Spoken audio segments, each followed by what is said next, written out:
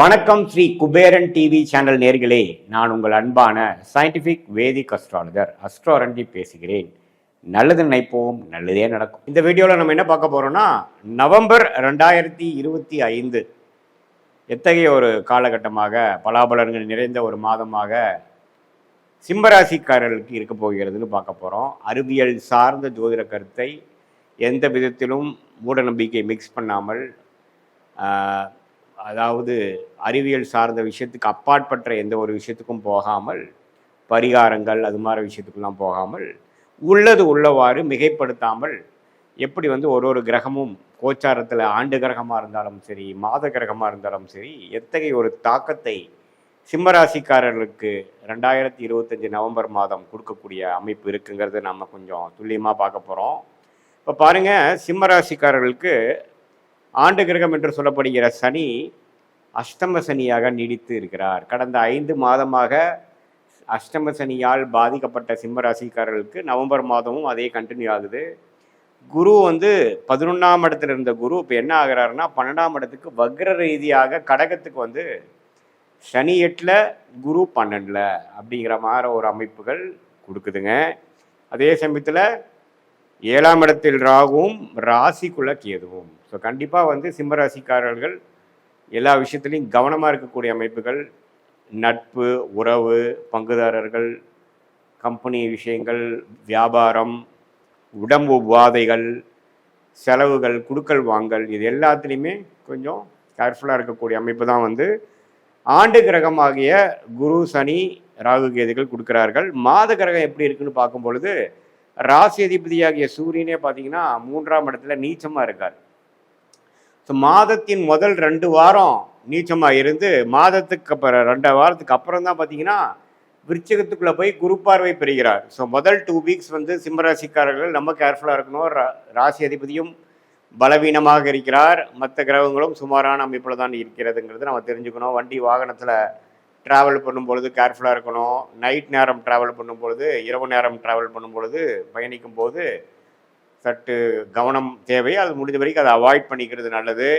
அதே சமயத்தில் உங்களுடைய உடைமைகள், ஃபோனு, பர்ஸு, அது மாதிரி சில விஷயங்கள்லாம் கரெக்டாக வச்சுருக்கிறோமா, எங்கே வைக்கிறோமோ அங்கே வச்சுருக்கோமா, திடீர்னு மறந்து ஞாபக மறதியில் மிஸ் பண்ணுறது, அப்புறம் அது கடைசி கிடைக்க முடியாமல் போகிறதுங்கிற மாதிரி சில துரதிருஷ்ட விஷயங்கள் நடக்கக்கூடிய அமைப்புகள் இருப்பதனால உங்களுக்கு தசாபுக்திகளும் கொஞ்சம் சிறப்பில்லாத தசாபுக்திகள் போச்சுன்னா இன்னுமே கொஞ்சம் சிரமங்கள் வரக்கூடிய அமைப்புகள் இருக்கிறதுனால கவனம் தேவை அப்படிங்கிறது நீங்கள் தெரிஞ்சுக்கணும். நவம்பர் 15, 16க்கு அப்புறம் சூரியன் விருச்சிகத்துக்கு போய் உச்சகுருவின் பார்வை வரும் பொழுது பிரச்சனை இல்லை, கொஞ்சம் எல்லாமே சால்வ் ஆகிடும். கொஞ்சம் மனசில் ஒரு தைரியம், ஒரு தெளிவு, நம்ம என்ன பண்ணுறோங்கிறதுல ஒரு கிளாரிட்டி, அது மாதிரி விஷயங்கள்லாம் கொடுக்குதுங்க. மாணவர்களும் பார்த்தீங்கன்னா சிம்மராசிக்காரக மாணவர்கள் இது மாதிரி காம்படிட்டிவ் எக்ஸாம்ஸ் கிளியர் பண்ணுற இருக்கக்கூடியவங்க, கவர்மெண்ட் எக்ஸாம்ஸ் பார்க்குறவங்க எல்லாமே பார்த்தீங்கன்னா மாதத்தின் 3rd வீக் 4th வீக்கில் செகண்ட் ஹாஃப் நல்லா இருக்குது. சூரியன் குருவின் பார்வை பெறுகிறார். புதன் குருவின் பார்வை பெறுவது நல்லா படிக்கக்கூடிய விஷயத்தில் தேர்ச்சி பெறக்கூடிய அமைப்பு, புரிதல், கான்ஃபிடன்ஸ் கிடைக்கக்கூடிய அமைப்புகள் நல்லா இருக்குது. ஸோ சிம்மராசிக்காரர்களுக்கு செகண்ட் ஹாஃப்லேருந்து கொஞ்சம் படிப்படியாக என்னதான் அஸ்தம சனி நடந்தாலும், விரயங்கள் கொடுத்தாலும் சில பாசிட்டிவான விஷயங்கள் நடக்கக்கூடிய அமைப்புகள் இருக்குது. சுக்கிரன் சுக்கிரனோட வீட்டிலேயே பெரும்பாலானோட டைமில் 3ஆம் வீட்டில் இருக்கிறதுனால அந்த எதிர்பாலினத்தில் இருக்கக்கூடிய விஷயத்தில் சில கேர்ஃபுல்லாக இருக்கக்கூடிய அமைப்புகள் தேவைப்படுகிறது.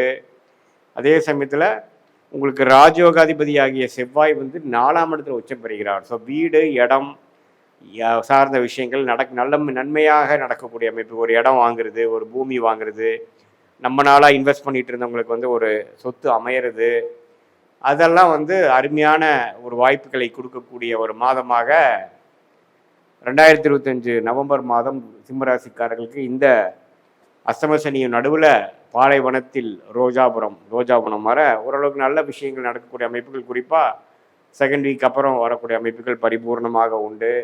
இல்லத்தரசிகளுக்கும் பார்த்திங்கன்னா அவங்க பேரில் சில சொத்து வாங்குறது, கொஞ்சம் வீட்டில் கொஞ்சம் கருத்து வேறுபாடுகள்லாம் நீங்கி கொஞ்சம் சுப விஷயங்கள் நடக்கிறது. சீனியர் சிட்டிசன்ஸுக்கும் பார்த்திங்கன்னா கொஞ்சம் அவங்களுடைய பாகப்பிரிவினை விஷயங்கள்லாம் கொஞ்சம் சால்வ் பண்ண ட்ரை பண்ணுறது, உடம்பு உபாதைகள் கொஞ்சம் சரியாகிறதெல்லாம் கொஞ்சம் பரவாயில்லையா இருக்குது. பட் என்னதான் இருந்தாலும் செவ்வாயின் பார்வை வந்து ராகுக்கு இருக்கிறனால, ராகு 7ஆம் இடத்துல இருக்கிறனால குடும்பத்தில் சிறு சிறு தொந்தரவுகள், கருத்து வேறுபாடுகள், ஆர்கியூமெண்ட்ஸ் அதெல்லாம் வரக்கூடிய அமைப்புகள் இருக்குது. அதை நீங்கள் கொஞ்சம் அவாய்ட் பண்ணிக்கணும். இல்லைன்னா அது வந்து வெடித்து மனசில் ஒரு கசப்புணர்வை கொடுக்கக்கூடிய அமைப்பை கொடுக்கக்கூடியதாக இருப்பதனால கொஞ்சம் நீங்கள் சிம்மராசிக்காரங்க என்ன பேசுகிறோம், நம்ம என்னதான் நம்ம எக்ஸ்பிளைன் பண்ணாலும் நம்மளை புரிஞ்சுப்பாங்களா, அல்லது மௌனமாக இருக்கிறதே சரியா, அல்லது நம்ம வந்து பேசுகிறது சரியா, நம்ம கரெக்டாக பேசுகிறோமா, நம்ம பேசுகிறத அவங்க புரிஞ்சுக்கிற நிலைமையில் இருக்கிறாங்களா, அதெல்லாம் நீங்கள் பார்த்து தான் நம்ம செயல்படணுமே ஒழிய, இல்லை எனக்கு தோணுது நான் பண்ணுறேன் அப்படின்னு எடுத்தமா கமுத்தமாங்கிற மாதிரி ஒரு விஷயம் பண்ணும் பொழுது அஷ்டம சனி அதோட வேலையை செய்து நமக்கு சிறப்பான ஒரு பலன் கொடுக்காது அப்படிங்கிறதை நீங்கள் தெரிந்து கொள்ள வேண்டும். ஸோ சிம்மராசிக்காரர்களுக்கு கொஞ்சம் சொத்து, வீடு, இடம் அது மாதிரி விஷயங்கள் பாசிட்டிவாக நடக்கக்கூடிய அமைப்புகளும், மாணவர்கள் காம்படிட்டிவ் எக்ஸாம்ஸ் கிளியர் பண்ண ட்ரை பண்ணுறவங்களுக்குலாம் கொஞ்சம் பாசிட்டிவான அமைப்புகள் கொடுக்குறதும், அதே சமயத்தில் கவர்மெண்ட் விஷயங்களில் வந்து கொஞ்சம் பாசிட்டிவாக வர்றதும், அதே சமயத்தில் சுப விஷயங்கள் நடக்கிறது, அது மாதிரி விஷயங்கள் நடக்கிறது, நல்ல அமைப்புகள் இருந்தாலும் நான் முதலே சொன்ன மாதிரி புதிய ஒரு விஷயத்தில் இறங்கும் பொழுது இந்த டைமில் நம்ம பண்ணுமாங்கிறத பார்க்கணும்.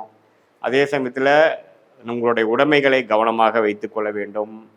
சில விஷயங்களை நீங்கள் இறங்கி பண்ணும் பொழுது துல்லியமான அமைப்பை நம்ம செக் பண்ணி தான் நம்ம வந்து ஒரு ரெஜிஸ்ட்ரேஷனோ ஒரு இதில் கமிட் ஆகிறதோ, இமெயில் ஒரு முக்கியமான இமெயில் பண்ணுறதோ இதெல்லாமே கொஞ்சம் கேர்ஃபுல்லாக நம்ம பண்ணணும். இல்லைன்னா மிஸ்கம்யூனிகேஷன் ஆகக்கூடிய அமைப்புகள், தேவையில்லாமல் நம்ம வந்து ஒரு தவறான ஒரு பேர் வாங்கக்கூடிய அமைப்புகள்லாம் கொடுத்துருவார் அப்படிங்கிறத நீங்கள் கவனத்தில் கொள்ள வேண்டும். ஸோ இப்படி தான் வந்து இருக்குது. மாதத்தின் செகண்ட் ஹாஃப்லேருந்து கொஞ்சம் நல்ல அமைப்புகளை கொடுக்கக்கூடிய அமைப்பு எல்லா வயதினருக்கும் இந்த அஷ்டம சனிலையும் சில பாசிட்டிவான சில விஷயங்கள் நடக்குது ஐயா அப்படிங்கிற அளவுக்கு ஒரு காலகட்டங்கள் இருக்குது. அதுக்கு ராஜயோகாதிபதி வந்து ஆட்சி பெற்று குருவின் பார்வை பெறுவது, புதனும் குருவின் பார்வை பெறுவது, ராசி அதிபதியாகிய சூரியனும் குருவின் பார்வை பெறுவது இருக்குது. பட் என்னதான் ஒரு பக்கம் சில வருமானங்கள் இருந்தாலும் 12ஆம் இடத்துக்கு உச்ச குரு வந்தனால விரயங்கள் இருக்கும். அது சுப விரயங்களாக பண்ணிக்கிறது நல்லது. இப்போ எப்படி இருந்தாலும் விரயங்கள் பணம் கையில் தங்காதுங்கிறது தெரியுது. அதை வந்து கொஞ்சம் சுப விரயமாக ஏதோ ஒரு சொத்து வாங்குறதுக்கு அது மாதிரி ஒரு விஷயத்துக்காக நம்ம பண்ண மாதிரி இருப்பது கொஞ்சம் ஒரு நல்ல அமைப்புங்கிறத நீங்கள் தெரிஞ்சுக்கணும். இதுதான் ஒரு பொதுவான பலன். உங்களுடைய ஜென்ம ஜாதகத்தில் பிறந்த தேதி, பிறந்த நேரம், பிறந்த ஊரை வைத்து வரக்கூடிய அந்த ஜென்ம ஜாதகத்தில் நீங்கள் என்ன லக்னத்தில் பிறந்தீங்க, அந்த லக்னத்துக்கு ஏற்ற மாதிரி என்ன மாதிரி தசா புக்திகள் இப்போ நம்ம பேசிகிட்டு இருக்கக்கூடிய டைமில் வந்து போயிட்டு இருக்குது. நவம்பர் மாதம் என்ன வருது, என்ன புக்தி, என்ன அந்தரம் ஓடிட்டுருக்கு, அதோட அந்திரநாதன், தசநாதன், புக்திநாதன், இப்போ கோச்சாரத்தில் நம்ம பேசிகிட்டு இருந்த அமைப்பில் எது மாதிரி அமைப்பில் இருக்கிறாங்கிறதெல்லாம் சேர்த்து வைத்து பார்க்கும் பொழுது ஒன்றுமே துல்லியமான பலன்கள் நம்ம எடுத்து எதிர்காலத்தில் நம்ம எது மாதிரி டைரக்ஷனில் நம்ம வாழ்க்கை போகுது, எது மாதிரி முடிவுகளை எப்போ எடுக்கலாம், எது நமக்கு பிராப்தங்கள் இருக்குது, எது நமக்கு பிராப்தங்கள் இல்லைங்கிறது தெரிந்து அதுக்கு தகுந்த முடிவுகளை நாம் எடுக்கும் பொழுது வாழ்க்கையில் எளிதில் வெற்றி பெற முடியும் என்று நான் சொல்ல விரும்புகிறேன். மீண்டும் மற்றொரு காணொளியில் சந்திப்போம். நன்றி, வணக்கம். ஸ்ரீ குபேரன் டிவியை பார்த்தமைக்கு நன்றிகள். மேலும் இது போன்ற தகவல்களை தெரிந்து கொள்ள ஸ்ரீ குபேரன் டிவியை சப்ஸ்கிரைப் செய்யுங்கள். மறக்காமல் பெல் ஐக்கானை கிளிக் செய்யுங்கள்.